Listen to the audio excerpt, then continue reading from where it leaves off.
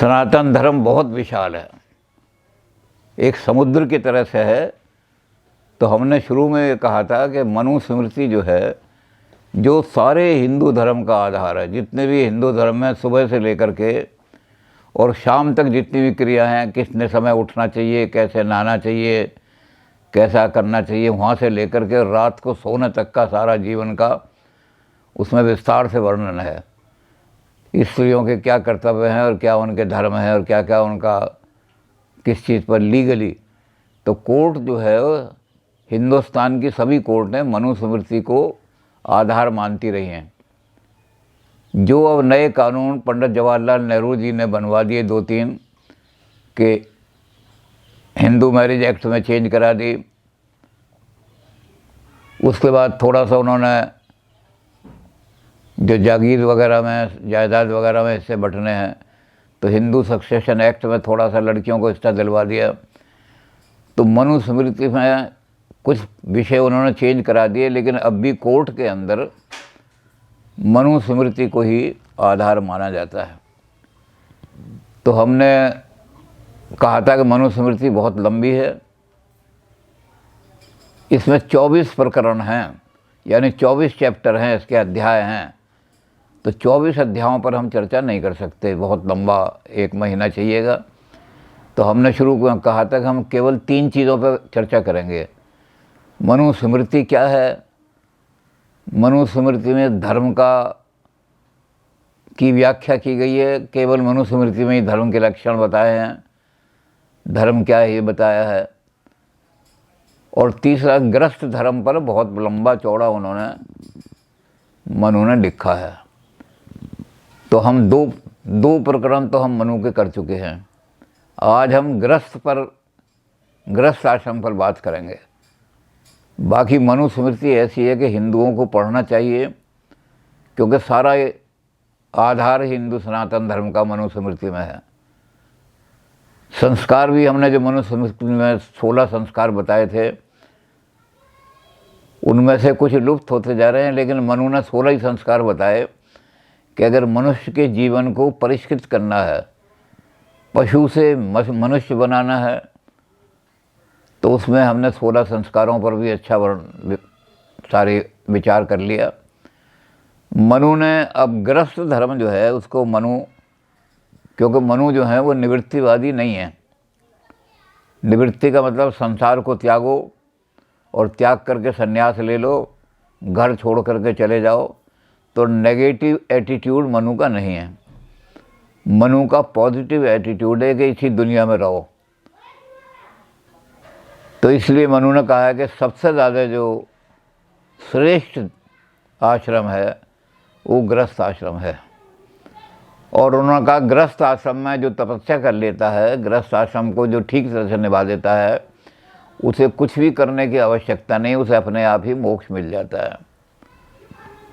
इसके लिए हमने कहानी भी उस दिन बात करी थी, जाजली ऋषि की। इसी तरह की एक और कहानी दी है कि ये जाजली ऋषि जो थे, इनको जब उस महिला ने कहा कि मेरे पास इतना टाइम नहीं है, आपको अगर ये देखना है कि भाई ये शर्त, तो आप चले जाओ यहाँ से, तो उसने उसको काशी भेज दिया।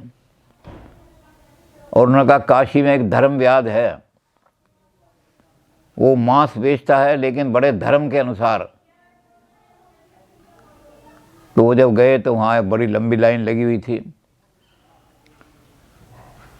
तो वो खड़े हो गए पीछे। उसने कहा अरे सन्यासी खड़ा है। तो उसने कहा महाराज, मुझे पता है आपने जिस महिला ने आपको भेजा है कुरुक्षेत्र से और जिस काम के लिए भेजा है, मुझे पता है, लेकिन आप थोड़ी देर बैठिए, मैं अपना जो गृहस्थ धर्म है, सांसारिक धर्म है, उसका पालन कर लूँ, ये लाइन ख़त्म हो जाए, फिर मैं आपसे बात करूँगा। आप वहाँ बैठिए आराम से, मेरे पास जगह है बैठने की। तो उन्होंने वो भूल गए अपना। वो कहने लगे उससे कि तुझे ये कैसे पता लग गया कि उस महिला ने भेजा है? इसका मतलब तूने कोई बहुत बड़ी साधना या तपस्या कर रखी है। वो कह रहा महाराज अभी तो मैं अपने ग्राहकों को निपटा लूँ, आप बैठ जाओ। जब ग्राहकों की लाइन ख़त्म हो गई तो ये गए जाजली ऋषि उसके पास कि तुझे यहाँ बैठे बैठे कैसे पता लग गया कि कुरुक्षेत्र की एक महिला ने मुझे भेजा है? कौन सी तपस्या तूने की है वो मुझे बता, मैं भी वही तपस्या करूं।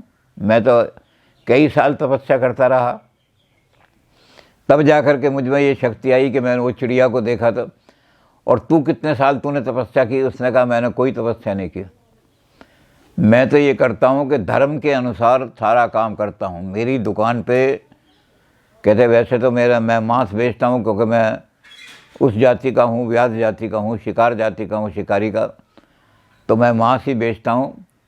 लेकिन मैं मांस को ऐसे बेचता हूँ कि कोई छोटा आ जाए, बड़ा आ जाए, अंधा आ जाए, बूढ़ी आ जाए, जवान आ जाए, ना तो मैं सौदे में कोई करता हूँ कि उससे छोटे ज़्यादा पैसे ले लिए, उससे कम ले लिए, ना मैं ये करता हूँ कि किसी को मांस दे दिया, किसी को छीछड़े दे दिए, सबको प्योर मांस देता हूँ।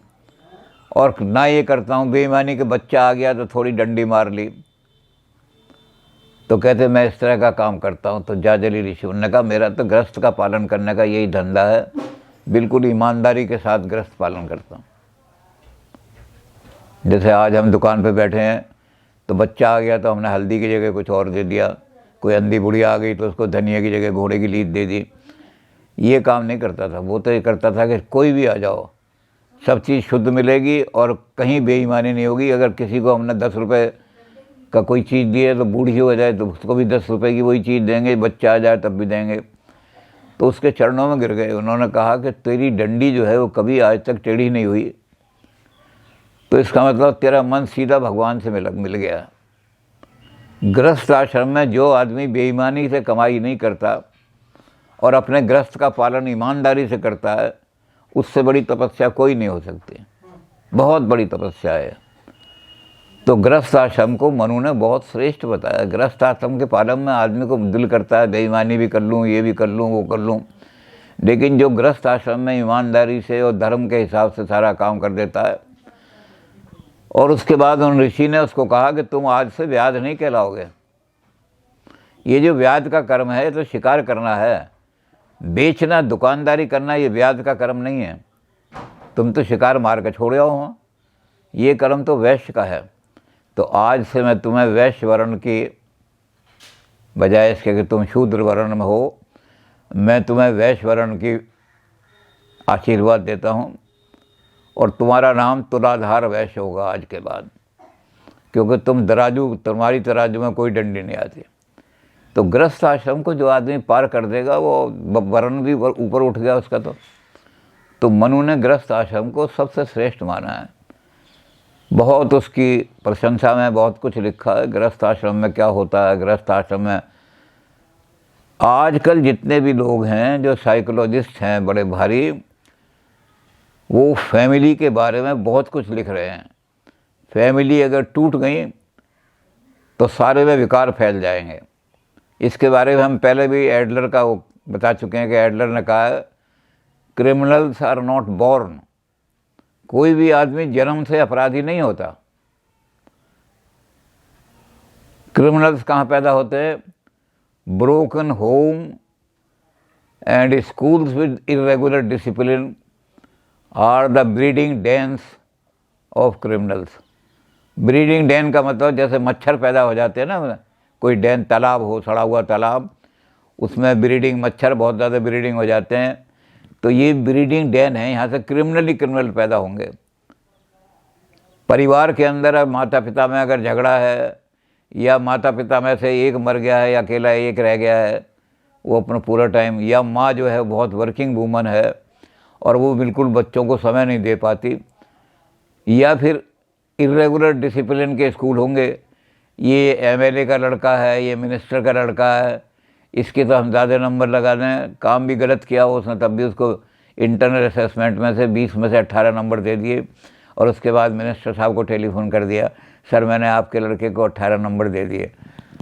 और कोई अच्छा लड़का है किसी गरीब घर का, उसने बहुत अच्छा काम किया है लेकिन वो गरीब घर का है, तो उसे दे दिए 20 में से, चल तुझे कितने 8 नंबर दे दूँ। तो ये इरेगुलर डिसिप्लिन जिन स्कूलों में होता है वो बच्चे विद्रोही हो जाते हैं और टीचर को समझते हैं कि टीचर तो भगवान है, और जब वो टीचर के खिलाफ आवाज़ उठाते हैं तो इसका मतलब वो भगवान के खिलाफ और समाज के खिलाफ आवाज़ उठाने लगते हैं। वो भगवान के विद्रोही बन जाते हैं, नास्तिक बन जाते हैं। तो गृहस्थ के अंदर किसी तरह से ही गृहस्थ को टूटने नहीं देना चाहिए। ये आज का मॉडर्न आदमी कह रहा है। समाज शास्त्र के बड़े बड़े समाज शास्त्री जो अमेरिका में हैं, वो इस बात पर आग्रह कर रहे हैं कि जो हमारे यहाँ अमेरिका में समाज टूट गए हैं, इनकी सैंक्टिटी और इनकी प्योरिटी कैसे लाई जाए इंडिया की तरह से। एक दो नहीं, बहुत सारे समाज शास्त्री हैं। रिचर्ड ला पियरे इनमें बहुत ज़्यादा अग्रगण्य हैं। अमेरिका के अंदर जो क्लब कल्चर डेवलप हुई है, उसका कारण ये है कि वहाँ इंडिविजुअलिटी बहुत बढ़ गई है। पति अपने अधिकार मांगता है, महिला अपने अधिकार, तो वहाँ तलाक बड़ी जल्दी हो जाती है, इजी तलाक का सिस्टम है। तो परिवार टूट रहे हैं वहाँ बहुत ज़्यादा, और उन टूटने की वजह से लोगों में फ्रस्ट्रेटेड है। वहाँ क्राइम भी बहुत बढ़ गया है, सेक्स का क्राइम बहुत बढ़ गया है। तो सारा इनका लिख करके मनु ने आज की वृत्ति तो नहीं दी, लेकिन इन चीज़ों को उसने पहले ही एंटिसिपेट कर लिया था। और उन्होंने कहा जहाँ गृहस्थ आश्रम ठीक तरह से नहीं काम कर रहे, उन घरों के अंदर राक्षस पैदा होंगे, देवता पैदा नहीं हो सकते। राक्षस का मतलब है दुराचारी, भ्रष्टाचारी, क्राइम करने वाले, ऐसे लोग पैदा होंगे। तो गृहस्थी के बारे में बहुत कुछ लिखा है उसने, सारा वर्णन कि गृहस्थ कितना इम्पोर्टेंट है। अब मनु ये कहते हैं कि जब आदमी पैदा होता है तो वो 3 ऋण लेकर के पैदा होता है। कोई भी आदमी दुनिया में ऐसा नहीं है जिस पर ये 3 ऋण ना हो, और इन ऋणों को चुकाए बिना आदमी को मोक्ष नहीं मिल सकती, उसे बार बार यहाँ आना पड़ेगा। उसमें सबसे पहला जो ऋण है वो है पितृ ऋण। माँ और बाप ने हमें ये शरीर दिया है, जिस शरीर के कारण से हम कुछ काम करने योग्य हैं। अगर ये शरीर ऐसा होता टेढ़ा मेढ़ा लंगड़ा लूला जैसा भी है, तो क्या काम कर पाते हम। तो माता पिता का बड़ा एहसान है, इस शरीर को उन्होंने दिया है। अगर हम इनका उपकार नहीं मानते तो हमें चाहिए कि इस शरीर को त्याग दें। सती का उन्होंने उदाहरण दिया है। उन्होंने कहा कि सती जब वहाँ गई तो उनके पति का अपमान हुआ था, अपने पिता के यहाँ गई, तो पिता ने सती को अच्छी तरह से सम्मान नहीं दिया और शंकर का भाग नहीं निकाला। तो सती ने क्या कहा, पिता तूने मुझे ये शरीर दिया है, मैं अब ये जो शरीर है ये तेरा ऋण चुकाने के लिए तेरा शरीर तुझे वापस कर रही हूँ, क्योंकि तूने मेरे पति का अपमान किया है, मैं तेरे शरीर को, इस शरीर को नहीं धारण कर सकती। और उन्होंने उसी समय यज्ञ अग्नि में कूद के अपना। तो अगर माता पिता का ऋण हम नहीं चुका सकते तो इस शरीर को त्याग दो, सती की तरह से अग्नि में कूद जाओ, या इस शरीर के अंदर तेल मल करके और उस पर भूसी लगा करके, चावल की भूसी लगा करके उसमें आग लगा लो, क्योंकि चावल की भूसी जब शरीर से चिपट जाएगी तो वो छूटेगी नहीं आग लगने के बाद में। तो अगर आप माता पिता का ऋण पूरा करने के योग्य नहीं है तो माता पिता का शरीर त्याग दो। तो माता पिता का बहुत बड़ा ऋण है, सबसे बड़ा पहला ऋण यही है। अब ये शरीर जो होते हैं, माता पिता ने शरीर तो दिया, लेकिन इस शरीर के साथ साथ उन्होंने 5 डाकू लगा दिए, उसके लिए चोर, उन्होंने कहा 5 चोर लगा दिए। उन चोरों को कौन दूर करेगा। काम, क्रोध, लोभ, मोह, अहंकार, ये 5 जो हैं जन्मजात होते हैं आदमी में। इन विकारों को कौन दूर करेगा। तो उन्होंने कहा इन विकारों को दूर करने के लिए ऋषि ऋण। ऋषि का मतलब टीचर, एजुकेटर। एजुकेटर आपको एनिमल मैन से, बायोलॉजिकल मैन से सोशल मैन बनाएगा, और सोशल मैन से फिर डिवाइन मैन बनाएगा। ये टीचर का काम है। नहीं तो आप जानवरों की तरह रहते। माता पिता ने जैसे जानवर दिए हैं, आहार मैथुन, आहार निद्रा भय मैथुनम च, ये 4 चीज़ें जानवरों में भी होती हैं और मनुष्य में भी होती हैं। आहार खाना पीना खाओ, निद्रा सो गए खाना पीना खा के, भय दुनिया को, मच्छर भी कितना भयभीत करता है, दुनिया को भय दिखाए और दुनिया से डरते रहे, भय। और मैथुन संतान उत्पन्न करी खूब, कीड़े मकोड़े पैदा किए मर गए। तो मनुष्य में और पशुओं में कोई अंतर नहीं है। लेकिन इन सारे ठीक करने के बाद जो टीचर है वो क्या करेगा, आपके अंदर एक चीज़ और देगी, धर्म का बोध कराएगा आपको। संसार के अंदर सोशल लॉज को कैसे पालन करना है, मॉरल लॉज को जीवन में कैसे पालन करना है, तो आप सोशल मैन, मॉरल मैन बन जाओगे और उसके बाद डिवाइन मैन भी बन जाओगे। तो टीचर का बहुत बड़ा उपकार है। टीचर ने आपको जानवर से देवता बना दिया। तो ऋषि ऋण जो है उसको भी पूरा करना बड़ा मुश्किल है। और तीसरा ऋण है देव ऋण। देव ऋण यह है कि जो देव का मतलब उन्होंने दिया, जो आपको देते हैं पर आपसे लेते कुछ नहीं। अब इसकी जो नई व्याख्या है वो नई व्याख्या हिंदू व्यू ऑफ लाइफ में राधा कृष्ण ने की है। पुरानी व्याख्या में वो उन्होंने कहा कि हवा है, आपको सांस, अगर हवा 1 मिनट को भी बंद हो जाए तो आपका सांस ही खत्म हो जाएगा, मर जाओगे। सूरज है, आपको रोशनी देता है, आपसे कुछ नहीं लेता। नदियां हैं, आपको जल देती हैं।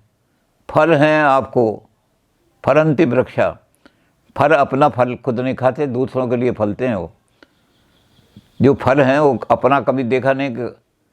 इसी तरह से नदियां जो हैं पिबंती, अपना जल खुद नहीं पीती, हमारे लिए जल लाती हैं, वो पहाड़ों से लाती हैं और हमसे कुछ नहीं लेती। जो थोड़ा बहुत उपकार मानते हैं नदियों का, वो करते हैं, हे गंगा मैया तू मेरे लिए कितना अच्छा जल ला रही है, ले मैं ये कन्नी चढ़ाए दे रहे हैं, 2 अन्नी, वो गंगा जी में 2 आने डाल देते हैं, तुच्छ। लेकिन जितना हमारा सामर्थ्य है उतना हम डाल देते हैं। तो देवता हमसे कुछ नहीं लेते। और देवताओं का फिर ऋण जब वो देते ही रहते हैं तो उनका तो ऋण बहुत हो गया। एक आदमी हमेशा देता रहे और कभी ले नहीं, उसका ऋण कैसे चुकाओगे? इसके लिए तुलसीदास जी ने लिखा है, मनु की बात को तुलसीदास जी रिपीट कर रहे हैं। प्रति उपकार करूं का तोरा, सन्मुख होए न सके मन मोरा। राम कह रहे हैं हनुमान जी कुछ मांग लो, जैसे औरों को मैंने हीरे दिए, जवाहरात दिए, किसी को सोने की माला दी है, किसी को कुछ दिया है, विभीषण को राज दे दिया है, तुम भी कुछ मांग लो। तो हनुमान जी ने कहा मुझे कुछ नहीं लेना, मैं सेवा करता हूँ, तिजारत बिजनेस नहीं करता, सेवा बिजनेस नहीं है।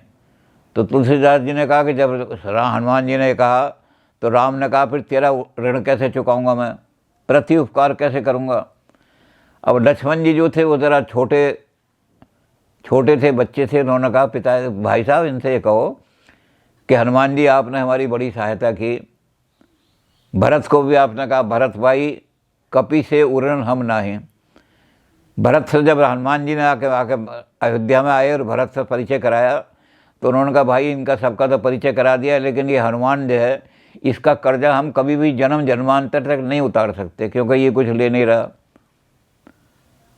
तो लक्ष्मण जी कहने लगे भैया इससे कहोगे देखो तुमने हमारी मदद की, इतनी हमारे लिए सब कुछ किया, कल कोई अवसर आया तो हम भी तुम्हारी इतनी मदद करेंगे। तो राम ने एकदम चुप कर दिया। राम ने कहा लक्ष्मण किसी को मत कहना ये कि तूने मेरे ऊपर उपकार किया है, एहसान किया है, कभी तेरे ऊपर भी ज़रूरत पड़ी तो हम भी तेरे काम आएंगे। तो लक्ष्मण ने कहा क्यों? उसने कहा भैया ये ऐसी बात कहने वाला ये है, वो अपने साथी का बुरा चाह रहा है। पहले हनुमान जी का ब्रह्मचर्य खंडित हो, ये विवाह करें, फिर इनकी पत्नी का कोई हरण करके ले जाए, फिर ये जंगलों में भटकें और फिर हम इनकी सहायता करें। तो पहले तुम इनका भला चाह रहे हो या बुरा चाह रहे हो इनका? तो किसी को भी मत कहना कि कल, बल्कि ये कहना कि भैया हमारे ऊपर वक्त पड़ा था, आपने सहायता की, भगवान आप पे कोई ऐसा वक्त ना डाले कि किसी की सहायता लेनी पड़े। तो ऋण कैसे चुकाओगे उसका देवताओं का?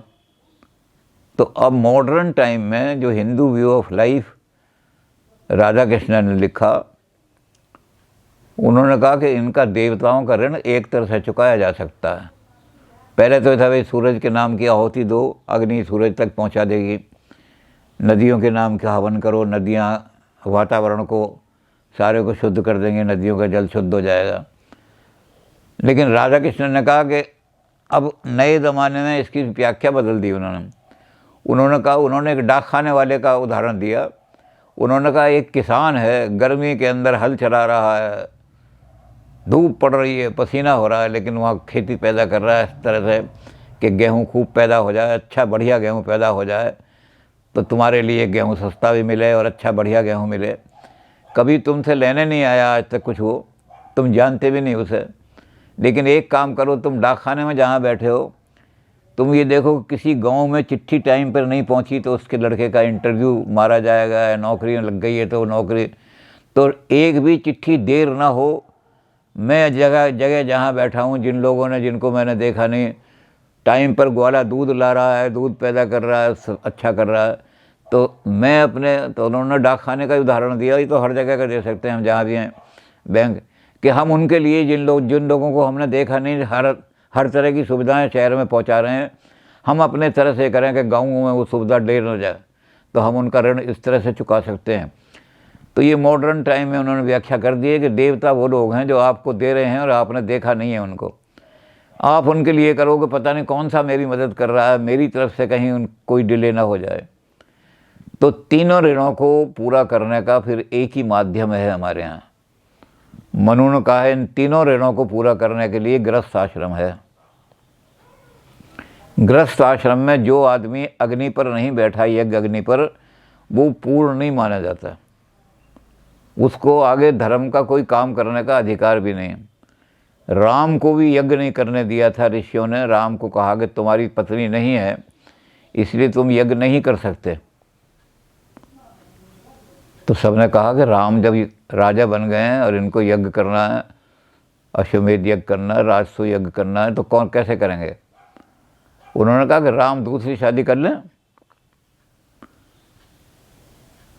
वशिष्ठ जी आके कहने लगे, राम अगर तुम्हें राजसूय यज्ञ, या तो राज छोड़ दो, और नहीं तो राजसूय यज्ञ करना है तो पत्नी दूसरा विवाह करो। तो राम कहने लगे, मैंने व्रत किया हुआ है, जब तक सीता जीवित है मैं विवाह नहीं करूँगा। कहने लगे फिर, और कहते मैं ये कह दूँ कि सीता मर गई है, मैं विवाह कर रहा हूँ, तो दुनिया ये कहेगी कि राम कामी था, अपनी काम वासना पर कंट्रोल नहीं कर सका, इसलिए घोषणा कर दी सीता मर गई है। तो इसलिए ये घोषणा आप करो। वशिष्ठ जी को कहा कि आप खड़े होकर के घोषणा कर दो कि अब सीता जीवित नहीं है और राम को अधिकार है दूसरी शादी करने का। तो कहने मैं कैसे कर दूँ। न कहा फिर मैं दूसरी शादी नहीं कर सकता। फिर ये चक्कर हुआ कि भाई जब शादी नहीं कर सकते तो यज्ञ कैसे होगा। तो कहने लगे, इतने संत लोग थे, कहने लगे जैसे तुमने हनुमान जी को और वानर सेना को भेजा था सीता की खोज के लिए, ऐसे ही तुम यहाँ से सेनाएं भेजो चारों दिशाओं में कि सीता को खोज करके लाएं। तो राम ने कहा कि मैंने सीता को वन में नहीं भेजा है, अयोध्या की जनता ने सीता को वन में भेजा है। इसलिए अगर सीता को वापस लाना है कि तो अयोध्या की जनता लोगों को भेजे, सीता को खोज के लाए, मैं नहीं भेजूँगा। तो फिर दिक्कत पड़ गई कि बिना पत्नी के हवन हो ही नहीं सकता, यज्ञ नहीं हो सकता। तो फिर वशिष्ठ जी ने एक रास्ता निकाला। और भी ऋषियों से, वाल्मीकि जी भी थे, उन वाल्मीकि जी से तो दूर थे वो तो, लेकिन और भी ऋषि थे, उन्होंने ये परामर्श दिया कि बिल्कुल सीता का चित्र और उसकी मूर्ति बना करके सोने की, और वो राम के साथ रखी जाए, क्योंकि बिना पत्नी के यज्ञ नहीं कर सकता आदमी। तो मनु कहते हैं कि जिसने विवाह नहीं किया और यज्ञ अग्नि पर नहीं बैठा, वो पूर्ण पुरुष नहीं है, उसे कोई भी धार्मिक काम करने का अधिकार नहीं है। तो इसलिए विवाह एक धार्मिक संस्कार है। आपको गृहस्थ में प्रवेश करना ही पड़ेगा, क्योंकि 3 कर्जे अपने उतारने हैं। और स्त्री को तो कह दिया कि स्त्री तो पवित्र ही नहीं होती जब तक वो यज्ञ पर ना बैठे, वो अपवित्र रहती है, उसके शरीर को छूने से भी पाप लगता है। तो जो स्त्री जो है यज्ञ पर बैठेगी वो पवित्र हो जाएगी, यज्ञ आसन पर बैठते। तो स्त्री के लिए भी विवाह कंपलसरी कर दिया, पुरुष के लिए कर दिया कि कोई धर्म का काम, सहधर्मणी अगर नहीं है तो धर्म का काम नहीं कर सकते। तो गृहस्थ आश्रम को बहुत इम्पोर्टेंट बता दिया। जैसे मैंने कहा कि आज सारा पाश्चात्य जगत गृहस्थ आश्रम को लाना चाह रहा है। दोबारा गृहस्थ आश्रम कैसे आए हमारे यहाँ, ये क्लब कल्चर जो हो गई है कैसे टूटे और गृहस्थ कल्चर कैसे बने।